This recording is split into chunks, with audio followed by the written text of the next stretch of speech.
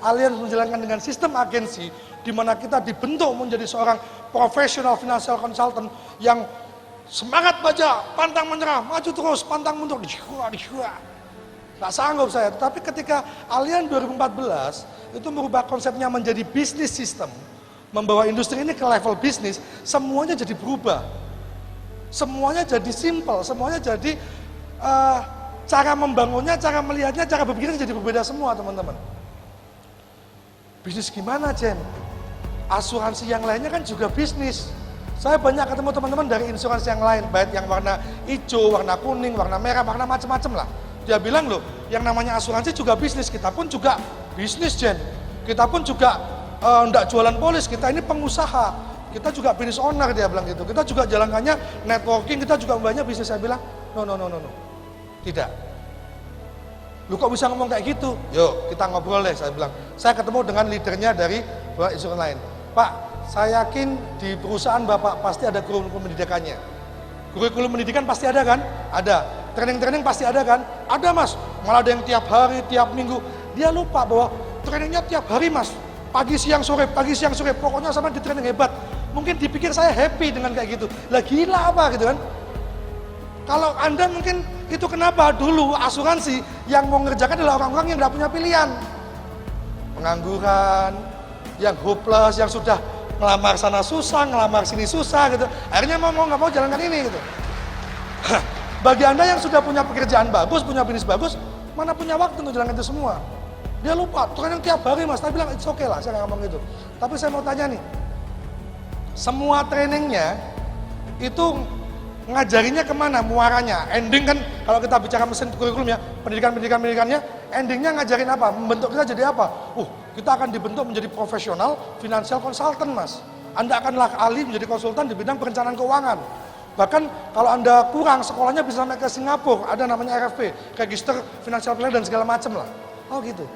Nah, saya tunjukkan satu, Mas bisa dibantu slide nggak? Saya cuma tunjukkan satu slide ini. Ada slide-nya? Mas Andika? Mas Rahman bisa dibantu slide? Nah, saya cuma lihat satu slide ini, Pak. Ada yang pernah baca buku Cash Flow Quadrant karangan Robert T. Kiyosaki? Ada? Pernah baca ya? Robert T. Kiyosaki. Jangan salah, teman saya pernah ngomong, ya di panggung dia cerita, Robert T. kaos kaki. Wah, kacau itu gitu kan. Kejadian pernah gitu kan. Nah, dia mengatakan ada 4 mana cara orang mencari uang di dunia ini. Enggak perlu, Pak, cuma satu tok. Ini satu tok, thank you Pak. Ada 4 kuadran yang semua pekerjaan, semua hal yang digunakan cara orang mencari uang itu bisa dikelompokkan menjadi 4, dia bilang gitu. Yang pertama kuadran E, employ, dia bilang gitu. Kuadran E ciri khasnya apa? Mereka bekerja untuk orang lain. Barter waktu, keahlian, tenaga, dapat gaji tiap bulannya. Oke? Itu kuadran employ. Kuadran S, self-employ. Mereka tidak bekerja untuk orang lain, mereka bekerja untuk dirinya sendiri. Kita kasih contohnya, orang-orang yang tidak punya bos, tapi dia harus aktif kerja kalau mau dapat duit. Gitu loh, self-employ. Artis, segala macam. Kuadran B, kuadran business owner, pemilik bisnis. Dia punya sistem, konglomerasi, franchise, dan segala macam. I, investor. Orang bekerja untuk uang. Nah, saya waktu ngomong, Pak, cuman saya mau tanya sama Audin, sama teman-teman nih semua. Menurut Anda, dokter yang praktek itu kerjanya masuk kuadran mana? Employ, self-employ, atau bisnis, atau investor? Dokter? Bintang film? S ya? Pengacara? Arsitek profesional? Profesional accountant? Akunting profesional? Apa? Seorang profesional financial consultant? Semua profesional, semua profesi larinya kuadran S. Setuju? Nah, semua pendidikannya larinya ke sini, Pak. Ngajarin kita keahlian S-nya yang digenjot. Nah, bagaimana kamu bisa ngomong kamu kuadran B sedangkan semua sistem pendidikanmu itu ngajarinya ke S? Karena ilmunya S sama ilmunya self-employed sama ilmunya business owner beda nggak? Beda. Jurusan kedokteran sama jurusan teknik lingkungan itu ilmunya berbeda, Pak. Pengajarannya pun berbeda. Karena kita bicara self-employed, kita diajar tentang produk yang luar biasa di sana. Knowledge kita tentang professional financial consultant, pengetahuan kita tentang produk harus benar-benar kita kuasai.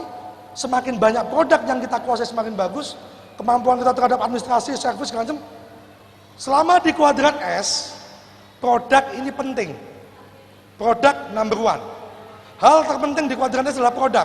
Kalau saya punya rumah makan, masakan yang enak itu penting nggak? Harga yang murah itu penting nggak? All about product itu menjadi nomor satu. Betul?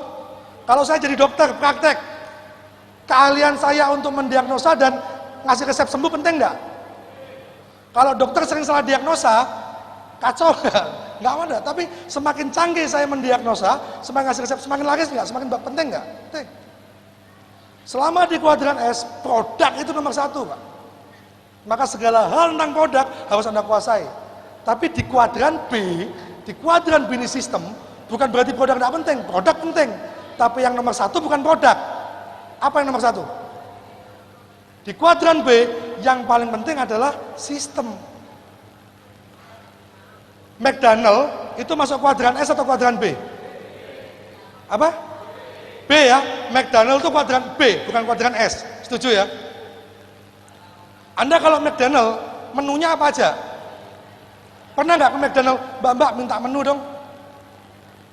Atau Anda pilih, Mbak kok nggak kreatif nih McDonald, dari pertama berdiri sampai sekarang tetap ayam, coba deh ada lotek kayak, ada rawon kayak, pecel kayak, ada kayak gitu? No. Ayam, that's it. Pilihannya cuma dua, crispy atau original, sudah. Nggak kemana-mana. Apakah buat McDonald ayam itu nggak penting? Nggak, penting banget buat mereka. Mereka benar-benar master bagaimana membuat ayam goreng dimanapun KFC atau dimanapun McDonald, rasanya pasti sama nggak? Sama.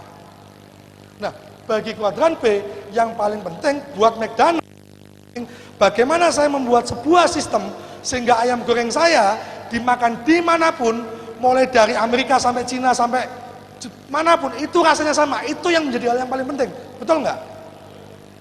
Sehingga orang nggak kaget makan McDonald di Thailand atau makan McDonald di Surabaya, kok taste-nya beda ya? Kalau McDonald yang di Solo, di Jogja, karena orang Jogja, Jawa Tengah sukanya manis, agak manis-manis. Kalau Jawa Timur agak asin, nggak ada. Semua ayam, semuanya sama. Sistem menciptakan itu yang menjadi penting dan nomor satu. Nah, sama di bisnis sistem, di insuran, di Allianz, ketika sudah menganut kuadran B, maka yang menjadi poros utamanya adalah sistem. Di kuadran S, di sistem agensi di mana orang dibentuk menjadi professional financial consultant, kekuatan S-nya dia itu tinggi sekali. Mau saya gini, perusahaan dengan semua trainingnya itu akan, let's say, kayak fakultas kedokteran yang saya katakan tadi. Dia siapkan semua kurikulumnya, akademisnya, lulus, siapapun yang lulus, itu akan jadi dokter, istilahnya kan gitu. Kalau saya ikut training tentang keuangan di register RFP lah, pokoknya saya lulus menguasai, pasti punya titel nggak? Pasti. Tapi apakah Anda jadi dokter yang prakteknya laris atau tidak, itu urusan lain, betul nggak? Ada nggak dokter yang laris prakteknya? Yang sepi? Apa yang membedakan? Kemampuan masing-masing individu ini yang berbeda, betul nggak? Nah, di sistem insurance yang kemarin, seperti itu yang terjadi. Pelajarannya sama dari kantor, informasinya sama, pendidikannya sama. Ini ada agen yang cepat sukses, ada agen yang gitu-gitu, atau apa yang membedakan? Kok tiap orang ini individunya beda. Kemampuan menyerap materinya, kemampuan dia membangun, kemampuan leadershipnya berbeda semua. Karena kemarin-kemarin di insurance, untuk membangun bisnis diserahkan kepada kemampuan individu masing-masing pelakunya. Itu yang membuat bisnisnya jadi berat. Kalau kita masing-masing nih, sekian berapa, nggak tahu berapa ratus, 200, 300, 400 orang ini, masing-masing dari kita sepakat bikin toko kelontong. Anda tahu toko kelontong ya? Kalau Surabaya ngomong peracangan lah, toko peracangan, oke? Di sebelah rumah atau di pinggir jalan kita buat toko kelontong. Modal dikasih sama, 300 juta, 300 juta, 300 juta, 300 juta. Sama-sama bikin toko kelontong. Sehingga akan ada 300 atau 400 toko baru muncul. Pertanyaan saya, nasib 300, 400 ini beda apa sama?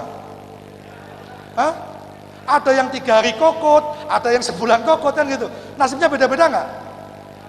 Tapi kalau sekian orang ini sepakat, kita beli franchise-nya Indomaret. Kira-kira nasibnya plus minus hampir sama nggak? Kalau kita sama-sama beli franchise-nya Indomaret, kira-kira hampir sama nggak kondisinya? Ada sebuah sistem, ada sebuah manajemen sistem yang mensupport pertumbuhan toko-toko kita. Kalau Anda beli franchise-nya Indomaret atau Alfamaret, mulai dari pemilihan lokasinya disurvei, betul nggak? Recruiting pegawainya ada sistemnya, training pegawai ada sistemnya, pulaan barangnya supaya sudah ada sistem semua, Anda tinggal ngikutin. Sama apa yang kita ciptakan di Univision. Kami ingin Anda membangun dengan Univision, tidak hanya semata-mata menggunakan kekuatan Anda pribadi. Satu hal yang menarik teman-teman, 98 bahkan mungkin 99% tim kami di Univision tidak ada satupun yang punya background asuransi. Semuanya pur dari orang baru. Hanya 1-2% yang memang punya kemampuan insuran. Kenapa? Mereka sudah, tapi semuanya enggak. Karena kami sadar, kami tidak jago kami tidak punya kemampuan tinggi di asuransi dan kita sama-sama masih baru, kita menggunakan kekuatan sistem dan bersama-sama kita membangun sebuah bisnis yang besar. Dan voilà, 2 tahun kemudian, ternyata pertumbuhan teman-teman luar biasa. Yang hebat siapa? Saya, kita, bukan. Yang hebat sistemnya. Karena siapapun yang masuk, mengikuti iramanya, mengikuti panduannya, mengikuti apa yang harus dilakukan, hasilnya pasti sama. Hasilnya pasti sama. Anda lakukan kinerja yang sama, Anda lakukan hal yang sama, endingnya sama. Kalau sudah ada patron jalannya kayak gitu, siapapun masuk hasilnya sama, jadi gampang nggak bisnis ini? Jadi gampang, kenapa? Tidak tergantung kita masing-masing. Itu yang mau kita lakukan dan itu yang akan kita transform. Industri asuransi akan berubah seperti itu teman-teman. Terakhir penutup dari saya, waktunya sudah habis. 2017, 2018, 2020 ini akan menjadi sebuah ledakan luar biasa di industri asuransi teman-teman. Apa yang terjadi sekarang mungkin akan terjadi juga seperti sudah terjadi di industri perbankan. Anda tahu tahun 80-an, industri perbankan belum terlalu boom. Orang takut untuk nabung di bank, betul ya? Tapi sekarang semua orang sudah punya tabungan di bank. Gaji pun masih ada nggak sekarang gaji kantoran yang masih diambil? Kecuali yang gajinya mingguan atau harian ya. Kalau yang gajinya bulanan masih ada nggak yang diambil amplopan gitu? Hampir nggak ada, semuanya sudah pakai rekening. Saat ini insurans mulai mengarah ke sana teman-teman. Saat ini pangsa pasar asuransi di Indonesia baru 4%. Hanya 4% penduduk Indonesia yang punya rekening seperti Tapro. Padahal Anda tahu bagaimana dahsyatnya dan pentingnya orang punya Tapro. Ada 96% market yang belum tergarap di luar sana. Pertanyaan saya cuma satu. 2, 3, 5, 10 tahun ke depan mungkin nggak dari 4% itu naik 10%. Naik 20%. Hal yang menarik, hanya dengan 4% penduduk Indonesia saja yang baru tergarap, ini sudah menciptakan ratusan, bahkan ribuan miliarder loh, hanya dengan 4%. 2 diantaranya sekarang ada bareng sama kita, miliardernya. Pertumbuhan pangsa pasar menjadi 10%, 15%, 20%, 25%, kira-kira akan menciptakan miliarder-miliarder baru lebih banyak enggak? Pertanyaan intinya ketika itu terjadi, dan itu sudah pasti terjadi. Fakta salah satunya apa? Pemerintah udah maksa orang punya asuransi, betul nggak? Anda suka monggo, nggak suka monggo, Anda positif sama asuransi silakan, negatif pun silakan. Ya nggak apa-apa, pokoknya harus punya BPJS, selesai. Betul nggak? 2019 semua warga negara wajib untuk perpanjangan KTP apa harus pakai BPJS. Kalau orang sudah dipaksa untuk menaik asuransi suka nggak suka, dan itu duit hilang nggak? Duit hilang. Kalau ada yang modelnya investasi mau nggak? Kira-kira akan benar-benar cepat nggak pertumbuhan marketnya ini?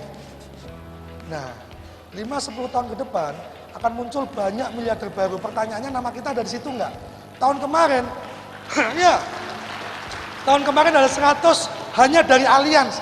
Kita nggak bicara insurans lainnya juga banyak miliarder. 4% itu seluruh asuransi Indonesia. Tahun kemarin ada 150 orang penghasilan 1 miliar ke atas, Pak. Tahun kemarin. Hanya dengan 44% yang dibagi seluruh Indonesia. Pertanyaannya ketika 20%, 50%, lah posisi Anda di mana? Posisi kita di mana? Apakah Anda hanya sebagai nasabah atau 10 tahun lagi, 5 tahun lagi pertumbuhan yang 10% itu sebagian milik Anda? Hanya dengan 4% banyak miliarder. Peluang tidak datang 2 kali, Pak. Wave-nya sangat tepat untuk ambil peluang saat ini. Kenapa? Semua komponen sudah mendukung. Alliance, supporting system, cara membangun, semuanya ada. Apapun latar belakang Anda pernah diinstruksi atau tidak, Anda full time ataupun tidak, Anda bisa dan sangat bisa menjalankan bisnis ini. Kita sudah buktikan. Sampai jumpa di pertemuan berikutnya. Sudah semuanya untuk Anda. Assalamualaikum warahmatullahi wabarakatuh.